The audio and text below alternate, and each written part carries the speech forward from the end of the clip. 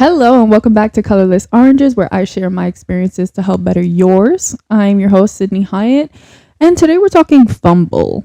What does it make you think of? You know the vibe, you know the drill. What does it make you think of? What do you think about when you think of the word fumble?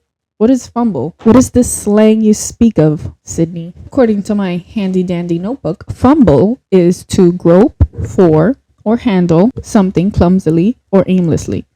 To mess up or mishandled is the actual definition that we're going to go with today. It originated in the 1600s.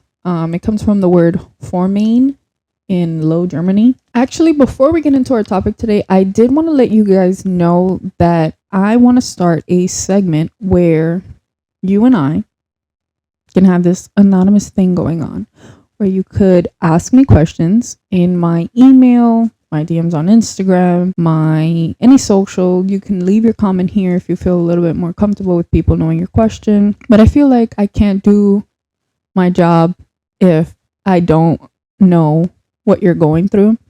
So if you had something that you wanted to share or you want me to discuss or anything like that, I'm definitely open to any kind of topics, any kind of suggestions. I'm really thankful that we're almost at 50 subscribers because this is really starting so organically, so natural, all on its own. But everyone who is in tune with Colorless Oranges has really come here on their own. And although we don't all believe that the color blue equals math, we still have some kind of other sight, another way of thinking about the world. We can see things a little bit differently in a different perspective than most. And actually, that does segue into part of the topic that I had for today in fumbling. So we already know that it's to mess up or mishandle something. If there's any guys out there, the kind of definition that I'm sure you're comfortable with is fumbling the ball in football, which that's cool and all, but that's not where we're at. That's not what we're going with. We're going with to mess up or mishandle. Socially anxious people has been a number one rise in America. We've seen a lot of socially anxious people, and technology has really forced and allowed these people to have their own space to do so. I feel like when we didn't have access to the internet and there weren't so many technological advances, there were a lot of people who had to talk to other people. And whether that was by force, because your parents are like, hello, you need to go outside, let go of your whatever you're doing here and go outside, hang out. I feel like some parents are now telling their kids, like, get off your phone, go outside. Or some parents are actually giving kids their phone for them to relax, which that's a different topic. But I mean, it's actually not a different topic. I hope the parents, I'm not here to tell anybody what to do with their kids or anything, but I think that something to think about in the long run is that child who you're telling to watch this TV and not let socialize and not let them be forced to socialize with other kids will turn out socially anxious.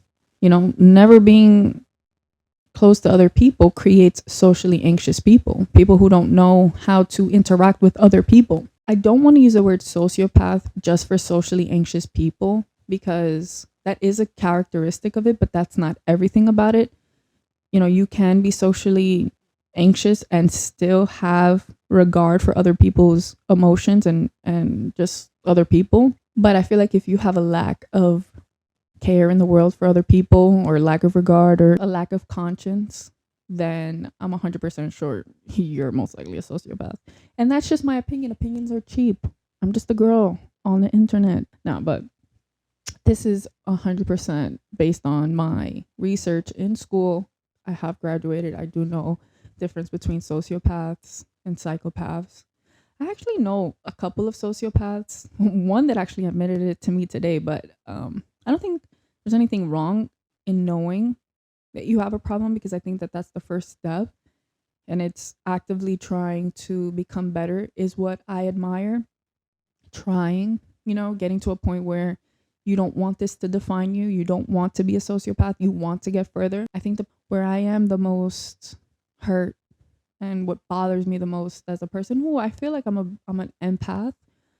I feel like I understand a lot of people and what they're going through, and I could see it from their shoes. But what bothers me is when people aren't trying, and a lot of socially anxious people I feel do not try. I feel that they know that they're this way and like that's just them and they're no longer changing. And while that's fine that there are certain things that we don't want to change to our core because we know who we are, we don't need to change. I think that there are things. I think that being a socially anxious person can block certain opportunities for you. Actually, recently I saw someone talking about how they were on their way to have a solo date and they couldn't walk into the place that they were going to because they saw someone that they were familiar with a long time ago at this place and they didn't want to go in and talk to that person. And it's not that the person was wrong or anything did anything to them. It was more so that they didn't want to have the interaction and they didn't want to be there and talk to that person. And to me that's just like, so then don't say anything. And I know I can say this because obviously I'm not a socially anxious person at all, but by far I'm not there. But I do feel like I can say to people like, forget about it, like just move on, act like they're not there. Because what that person ended up doing was just sitting in their car waiting for the other person to leave. So now you're stopping your life because somebody else is like in your way. That's actually like really crazy for me to even think of. Like, I, that's just like the possibilities are crazy in this world. And I guess, that's why they make colors. We're all different. We all have our different favorite colors and stuff. But I think that trying to get rid of that exposure therapy, like get out there trying to change things that are holding you back. Cause that's like basically a disability. It debilitated that person to be able to get out of their car and go and do what they want to do. You're now just sitting there and you're allowing somebody to stop you, which that to me is, you're not stopping me. I gotta go where I gotta go. Like it is what it is. But not everyone's the same. I just think that it's a different story when someone is actually trying to change that. And I feel like a way that people can view that is, you're about to fumble an opportunity. You're hindering your progress to get to the next level, to get bigger, to get where you want to go. Or if you're comfortable with where you are and you don't want to reach to the next level and you want to stay stagnant, then by all means don't change. Stay who you are, be who you want to be. I know most people want to change. I know most people want to get to the next place, and sometimes they just need a little bit of tweaking, a little bit of exposure therapy, a little bit of I don't know, just a nice little chat with somebody.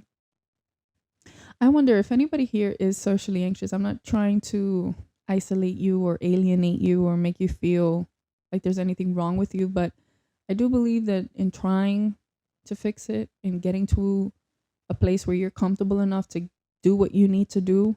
I'm not telling you to start having parties in your house or anything like that, change, your environment and stuff, but I'm saying maybe open up and get to a point where it's a little bit easier for you to deal with those situations, because a lot of times we all have to do things that we don't want to, but it's for the betterment of ourselves. It's to push us to be where we want to go. If you are socially anxious though, I would like to know, let me know. I think that we gravitate a lot towards people that we want to be, or at least people that we have similarities with. And if you have gravitated here, or if you have seen something that I have that you want or anything like that, I would like to know. Also, I just think it's really important to help one another. So if I have a way to help you out, or knowing your circumstance and knowing what you're going through is what is going to allow me to help you. So that's kind of why I want to do, well, it's not kind of, that's the reason why I want to open up my emails and my DMs and anything for us to chit chat and, just talk to one another, just have a conversation. I definitely will ask you if it's okay to put it up or not with your name and stuff like that. But there's one way we're fumbling our opportunities, fumbling what is given to us to move forward. Second way, have we heard what's going on with Universal Music Group and TikTok? TikTok, one of the biggest platforms right now where everybody's at, actually, where everybody's trying to either succeed or is getting all their information. We're all online. We're all pretty much on there. And if you're not, then you're one of the outliers, and I respect you, but I don't have cable. I don't know where else I would get my news from. I have a couple places that I trust and I follow, and I believe in the information that's coming out, because a lot of things are like misguided. Sometimes people lack critical thinking skills in media. Like we just think because somebody took the time to put something out there that it's true, and it's really not. I always urge people to like Google things, and not only Google, but like deeply think about it for yourself. And if that's what you believe and it's misguided and it's false, that's on you. Universal Music Group is the largest music record label in the world, basically. They own a lot of our independent labels that we like. For example, Republic Records, they have Drake, Florence and the Machine, Post Malone, Taylor Swift. I am not a Swiftie. I do not like that girl. I do not respect what she did recently in the Grammys, how she brought Lana Del Rey up on stage like a puppet, as if she is a puppet, as if she hasn't been doing this longer than Taylor Swift's entire career. That actually really rubbed me the wrongest way possible. It made me so angry, actually, because to me Taylor Swift is a plant. And actually, I asked my professor recently, I asked him what he thought a plant was, an industry plant, and he had told me that he believes an industry plant is someone who omits that they had connections, and it seems as though this person like just got this overnight success, but they've had connections and that got them there. And I think that it depends on what culture you came from that tells you what you think an industry plant is. For me, I think an industry plant is somebody who's put in the position to bring down another person in that industry. So for example, if I had 1 billion subscribers, which I do in my mind, I think I have 1 billion subscribers, somebody in the YouTube world puts another podcaster to bring me down so that there's 2 of me now, and I'm not this mogul, monopoly, owning everything kind of person, which I think that is what Taylor Swift is. And I think that it's insane how many Grammys this person has won. And I understand that Grammys don't really mean anything because it's really how you change the culture. It's really how you move the world with your music and those kinds of things. And, you know, our fan base, people's fan bases and stuff is really what matters.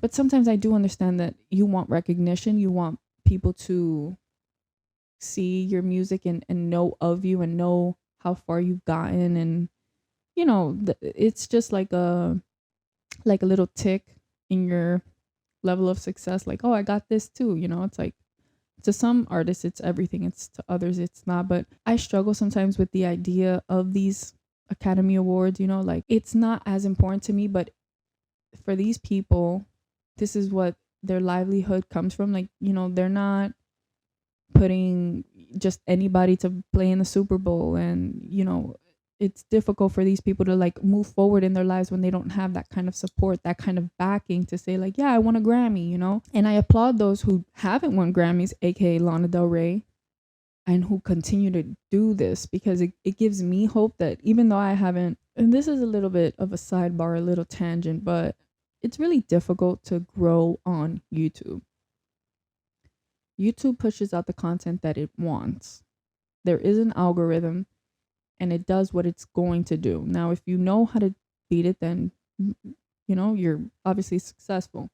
But when you don't get the recognition for what you're doing, sometimes it pushes you down. So you constantly have to have your own foundation of something to continue it growing. You know what I'm saying? I know people who have been on YouTube for 10 years and will only still have 100,000 subscribers. Now, might it be their fault? Might it be that they're not changing their content? Might it be that they're not doing anything that other people like? Sure. And maybe their goal isn't to hit 1 million subscribers or anything like that, but most people it is. And some people want to get there, and YouTube will not do that for certain people, not give them the recognition that is needed. And there has to be some kind of regulation that is put in these platforms like TikTok, like YouTube, like Instagram, that can help us reach some kind of equilibrium. Let there be the Monet McMichaels, but also let there be other people who are similar. It can't just be these huge, massive influencers and hundreds of thousands, even millions of people that aspire to have this job, who are capable, who got the cinematography down packed, who have the scripts ready, who have the ideas, the creative ability to get there. There has to be some kind of regulation. And I feel like all of these platforms are just fumbling, because it gets to a point that these massive stars that they have been pushing out, and it has gotten so annoying to the point that everybody just watches them just because that's all that they can see on their For You page, on their recommended. they go through what I call the I'm too big to be considered equal. It's what I feel like Kanye West goes through, for example. Like he feels alienated from all of us. He feels these are my opinions, okay? I know I sound a little bit out there, but I feel that he doesn't have anybody to relate to, and everybody's calling him crazy, and nobody knows what he actually means in certain circumstances, and his words are misconstrued and people don't understand it and they want to cancel and all of this because we're always scared of what we don't know. We're always scared. We're fearful of the things that we don't know, which I guess that's what socially anxious people are. They're afraid of talking to these people and don't know where this conversation is going for them or anything. Maybe they don't like small talk and stuff like that, but that's not the point. Once those massive creators start putting those videos of I'm taking a break or sorry for my hiatus and things like that, it's because everything must fall. They are the perfect example of that. But since YouTube, has so much, I guess that they believe that they don't have to have other creators at the same level as these mega superstar influencers. But I just feel that if, there's enough, these people can take a break. Just like if you have enough employees, you don't have to, one person isn't overworked or overburdened or overstimulated or, can still complete their tasks. Whereas if you just have these 3 mega people and they're done, like now everybody's starting to look up to these people.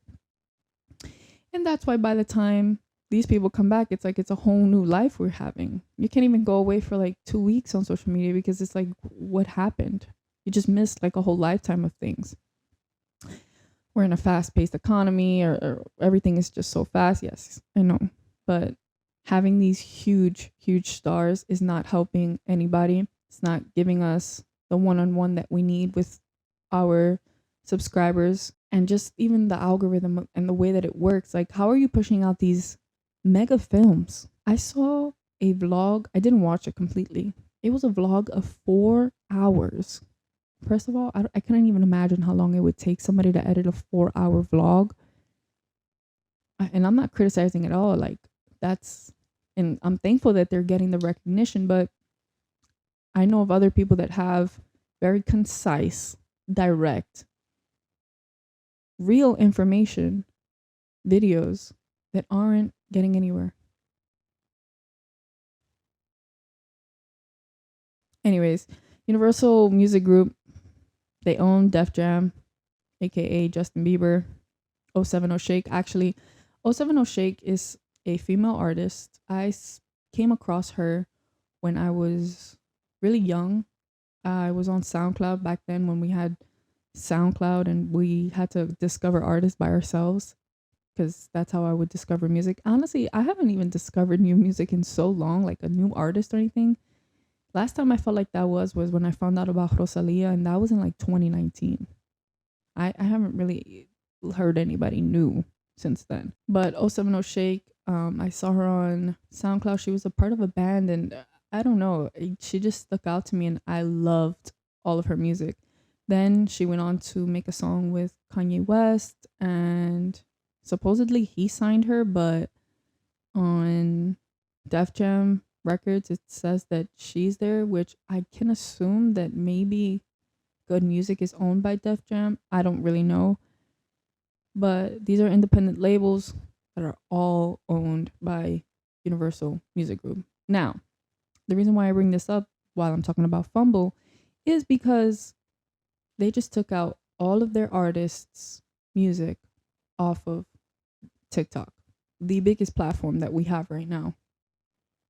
This platform has put music from 1985 in the number 3 spot on the Billboard 100 in 2022.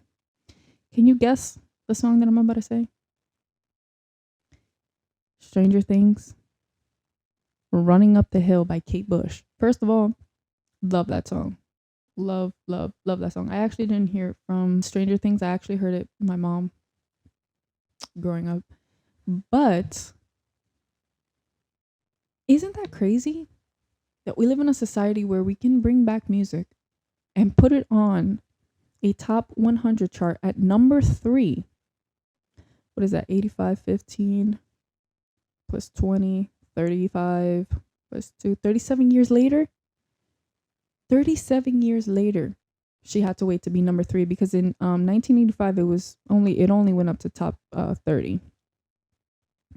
I mean, that's really a beautiful way to show that no matter how long you wait, you will get to where you want to go. I'm sure that she wanted to have her music heard, and she has now 3 generations listening to her song. That is absolutely beautiful, thanks to the help of TikTok. Now, Universal Music Group took out all of their songs because the way that we're allowed to use audio on TikTok is very, I don't want to say finicky, but there's ways to get music on TikTok to make it seem like it's yours that it isn't. So, for example, if I use Running Up the Hill from Kate Bush and I went on her profile and I selected that song to go with my video, my creativeness, my likeness, I put her and I together. She's the song, I'm making the video. She's getting the money. Great. But I did make the video to the song. But no, it's her song, so she's getting the music, her record label, everyone, they're getting the music. Okay, great. Now, had somebody else done those same steps, gone to her page, took a song, put it under their video, and I downloaded said video, and I extract the audio, and I put it to my video, now when I put it up on TikTok, TikTok recognizes it as my own audio. So let's say 500 other people take now my audio and do the same thing. Kate Bush is not getting not $1. Her record label, none of those people are getting not $1. But those 500 people that took the sound from me heard the song because I put it up and other people kept, reposting and replaying and all of those things. She's getting the recognition. Now people are like, oh, what song is this? I like this song. Let me Google it. Let me download it on Apple Music, Spotify, on YouTube Music. When you have that kind of rapport, that kind of fast pace, that kind of build up, you don't get that anywhere else. Like word of mouth, that is the only way your music is getting out there. That's the only way that anybody's art is getting anywhere. Advertising. Me and those 500 other people are advertising this song, basically. Doing free work for Kate Bush and her record label. And what Universal Music Group did was take that away. So now we won't hear 070. We won't hear Justin Bieber. We won't hear these songs. Okay, maybe we can get it a little chopped and screwed, but I don't know about how they're going to go about penalties and stuff like that. But I know here on YouTube, you get copyrighted, babe. That's it. You start getting shadow banned. People aren't looking at your videos anymore. You get copyrighted more than 3 times. That's it. Your channel is done. Now you have to start another one and hopefully get those people that follow you from that page onto another page so that you can actually get paid. All because you use music that is meant for us to be heard. I understand that everything is a cash grab. I understand that they need their money to continue to support their artists and their groups and stuff like that. But the hunger for the money is there's no end to it. I just think that me not being able to use your song on my video that I'm going to get a lot of views and a lot of people are going to listen to me and listen to my taste and my type of music and giving you free promo, you're not taking that in and using that. That's the biggest fumble of the century.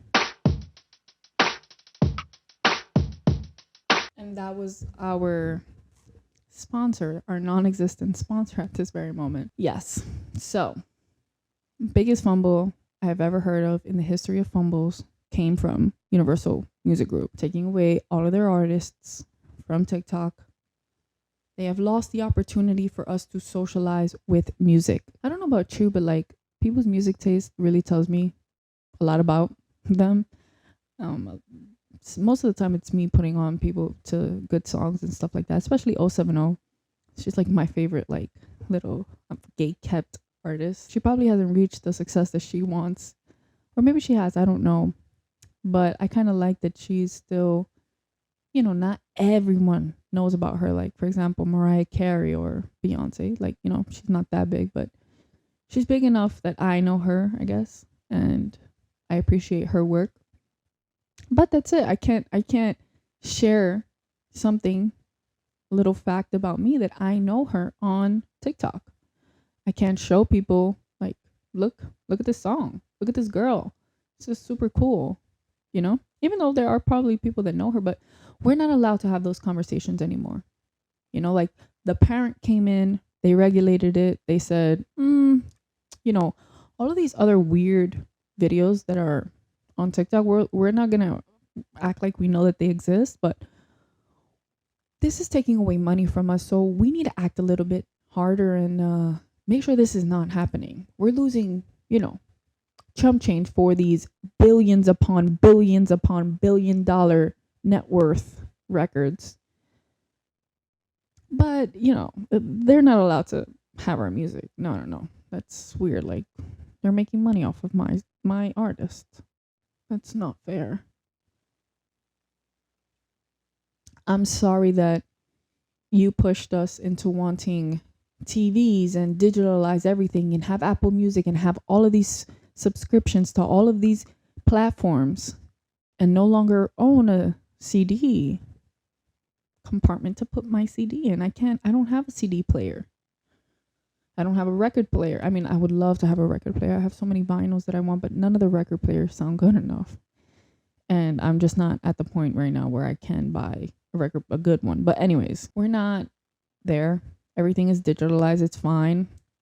I'm sorry you're not getting your money from those other things that you used to, but it is what it is. It's either you can deal with it or you don't. I don't know. I'm really curious for what the next 10 years holds, how we will learn about new music, new people.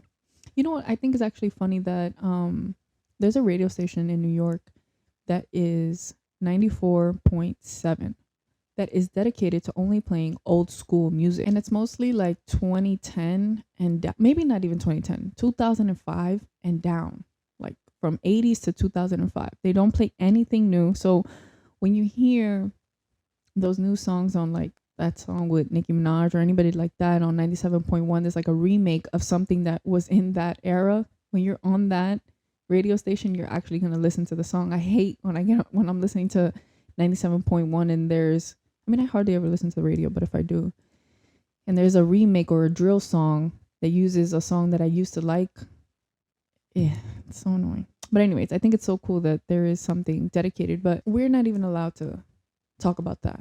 I can't even play a song right now to show you like, oh, have you heard this?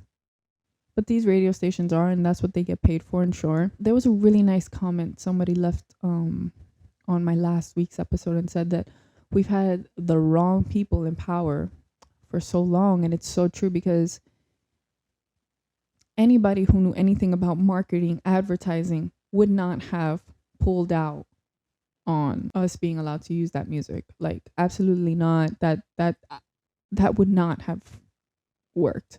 But anyways, no more Drake, no more Taylor Swift, no more Post Malone. Let's see until when it actually is, because I'm sure they will probably change it, but whatever. This came sudden, so let's see. This kid, I'm not sure if you guys watch him, but he's a creator on TikTok, and he actually put these two pieces together, and he said it beautifully. His name is Wilden, I think it is, but I just think it's funny because it's like how we be saying like wildin', like you be wildin', like you're, out of the picture, like going crazy. That's his like actual name. I don't know if he's joking, but he has said that that's his name. But anyways, he brought up how both Universal Music Group and the whole Keith Lee debacle is one and the same. Like it was biting the hand that feed you kind of vibe. So Keith Lee, if you guys aren't aware of, is so far ahead of his time. He has brought up a lot of restaurants with his name, basically. He's made his name into being something of Gordon Ramsay, for example, or even a Michelin star. his likeness is wanted at a lot of small businesses. So his thing is basically he will go into a restaurant that he's going to try, see if their food is good, and see whether or not they're not getting enough business because the food is bad or because they just don't have marketing. So he will go, let's say, your regular mom and pop shop, try their food in his car. He will rate it 1 through 10 and then give everybody the address for them to go and try it themselves. Now he's reached basically superstardom. You know, he's been on the BET Awards, like he's huge now. And I mean, I'm not going to talk about what he did in New York because they just took him in the wrong directions. But he went to this mom and pop shop where there were other people that worked there. They had other businesses. So there was a barber and there was one more person. I'm sorry, I can't remember.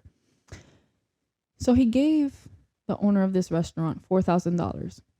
$2,000 was for themselves, and then the other 2,000 were to spread upon the barbershop and the other people, so that the barber could give free haircuts with $1,000, and then the other person could do the same thing with their $1,000. The mother would have the $2,000 for her food as well to give out free food. You can best believe that the woman, she did not give those $4,000. She did not spread the other $2,000. She kept all the money to herself. And when everybody found out about this, what is cancel culture actually happened, because I don't really believe in cancel culture, but people stopped going to her business. You know, they lost a lot of business over $4,000. With Keith Lee's likeness, she would have been extremely popular. She would have gained a lot of success. Her actions of not doing what was told to her to do prevented her from going to where she was going to go. This actually, helps me explain my experience that I had. I received a check in my house last year. It was to our address and it had a name on it, but that it wasn't our name. Of course, you're not going to go cash a check under someone else's name because that is 100% illegal. But anyways, it's possible people find their ways. Had I cashed that check, I would have been in jail. I would not have been here. I would not be able to move forward and keep going in my life and get to where I'm going to go if I had cashed that check. Now that check, it would have been amazing in my bank account, of course. It was many zeros. It was for this limousine company that I guess somebody had rented their limousine and paid them through a check. I don't know what kind of ancient times we're living in that people are sending in checks. That's kind of crazy. The last time I felt like somebody ever did that was my mom in 2010. She signed a check for my school and was like, give this to your teacher. People don't do that anymore. But anyways, I would not have been able to continue moving forward, And I don't see it ever as a possibility of doing things like that because there's such thing as karma. Now, Universal Music Group, this lady, they're gonna reap what they sow. They're gonna feel the consequences of their actions. This wasn't you learn this lesson and you try to move forward. No, especially not now, especially not in our culture. People will always remember you for what you did, no matter how hard you try to get away from that. And I know that myself because there's a lot of people who have wronged me that sometimes when you think a little bit harder, you can appreciate that they have changed, but if they really haven't, you kind of start questioning yourselves into why you're allowing this, And same things with like Starbucks and McDonald's and stuff. I'm sure McDonald's has lost a lot of customers throughout the years, but they're still going because they have enough money to withhold a drought. Universal Music Group is also humongous. They're able to hold a drought and they're able to stand protests and stuff like that. But I hope that one day we can see real change. I hope that my kids will be able to see a change in our world. I hope that my children's children will be able to see a change in the world. And I know that that's far from now, but it's just, it really bothers me. It really frustrates me that we live in such a money-hungry world, Sending $17 billion over to a whole different country where we didn't start anything, supposedly. We were going to stay out of it. We were letting people by themselves over there. Now, okay, now we're going to send some help so we don't look like the bad guys, but maybe $10 billion could help our country by itself, like maybe just to help progress us. Maybe. I don't know. Like, I don't know. That's just a thought. I don't know. I don't study economics. I don't really know. In LA, there were these 3 high rises, super big buildings that were abandoned in 2019. A couple of artists drew on them. They tagged them. The media wanted to call it graffiti, but it's basically art. It is art. It's their name and it's drawn beautifully on these windows. Now I hope you guys know where Skid Row is. I hope you guys know that LA has one of the biggest homelessness problems in the world. Homelessness. There's a lot of homeless people in LA. I mean, there's a lot of homeless people in New York too, but LA is really known for their homeless people. The media wanted to spin it as, oh my God, these graffiti artists ruined these buildings. Now they're so ugly. What are we going to do with them? 2019 was 5 years ago. These buildings have been abandoned for 5 years. Now, I don't know why. I don't know what happened to them. I didn't dig in deeper to understand what was going on with the buildings and why aren't they usable, but I'm sure that we could have found a way. And I'm sure people would have paid hundreds of millions of dollars to live there because, it's a high rise in LA. While down the block, there are people laying on cardboard boxes who don't have anywhere to live. So you've left these abandoned. Anybody who left them abandoned had the money to start it up anyway. So you could have fixed it enough to have people live there. But we can't have our homeless people living in high rises. Where people in the valley, people who live in Hollywood, people who live in all of those mansions in LA are paying what? Minimum $10 million. There's houses that go for hundreds of millions of dollars in LA. Just because they're looking over a Hollywood sign. Or looking at a mountain, or looking at water, or looking at all three. I don't know. It's just insane. How do we keep on doing this? And how far are we going to push it to? How much more is our government going to fumble us? And I don't mean, revolución, but I do mean try to do your part.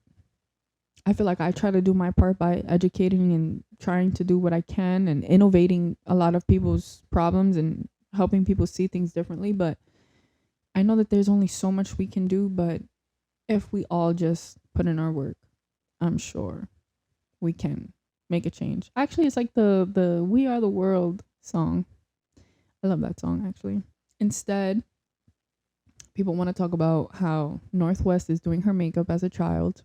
My personal opinion, because it's my own, I understand why there would be people that are bitter over a child being allowed to do their makeup, especially if you're my age or a little bit older or a little bit younger.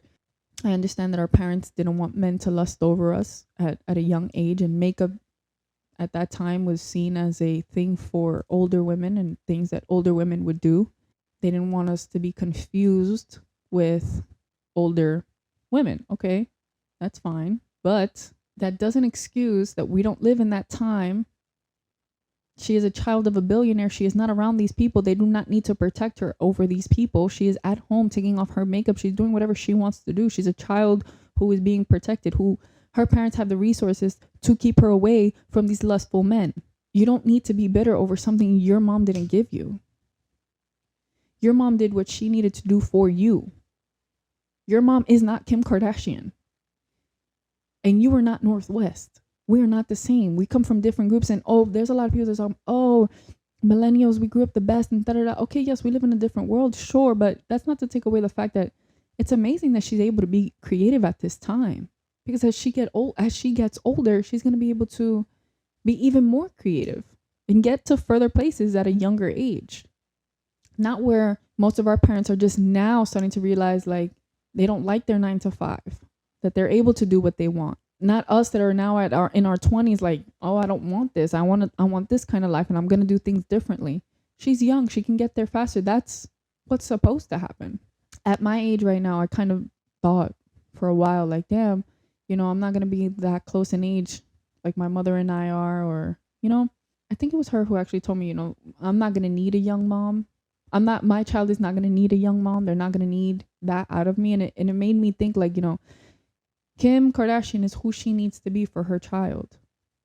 That's why the universe gave her that child in specific. We all are given what we need. I was given my mother because that is what I need to complete my life, to get to where I am going to go. Had I gotten somebody else, I would be completely different. I can't compare my life and my choices and the things that I'm going through in my world with somebody else. We're all different. Even me and my siblings, we have the same mom, sure, but we're still different. We all get different things. We all have different reasons to be here. We all have different parents. And sure, we might have similarities, rewinding tapes, sure. Not being able to wear red nails until you're like 20, sure. Not being able to dye your hair at a young age, sure. But those were things that needed to happen then. We don't live in the same time now. That music video that she did with her father had me bawling. I love the song too. Miss Westy. I love it. It's my 100% love. Super vibey. But also the fact that she's doing it with her dad, that's even cooler. I know there's a lot of us who, first of all, don't know our dads. Don't chill enough with our dads. Can't talk to our dads. And vice versa with our moms or something like that. But what's happening with her is what I know that a lot of us wish that we had. And I'm sorry if you don't have that connection with your family. But it's not okay to take somebody else's away from them. They're not. Just because we didn't have it doesn't mean that nobody else is allowed to have it. We are doing our best with what we can, and so did our parents, and so will the next generation. And I know that we look down upon them so much. They're all on TikTok, and they're all doing this. They're all on the phone. They don't know what it is to be outside and stuff like that. They're going to have to learn themselves, okay? That's it. I can't stand when people look down on other people just because they're different from you, or you don't have the same ideas or morals and stuff like that. We're not talking about people who are, going to jail for their acts. We're talking about people who would rather lay down and watch TV. That is the structure that society gave us, and that is what they're doing with it. It's not their fault, okay? Anyways, 2 more episodes. We definitely will have a guest that I'm extremely excited for, that I'm going to have the best time with, that is very similar to Northwest. And I am extremely excited for this. We got it confirmed today, so that's why I'm letting you guys know we will have a guest. If you have any questions, if you want me to talk about anything, any advice, send me an email. My email is always in the description box. You can DM me on Instagram. Find me anywhere. Colorless Oranges is everywhere, and so is Sydney Hyatt. I am here to help you with your experiences. So let's chat. Anyways, thank you so much for coming here to better yourself. Thank you here for listening. I love you all. And I'll see you and you in the back soon.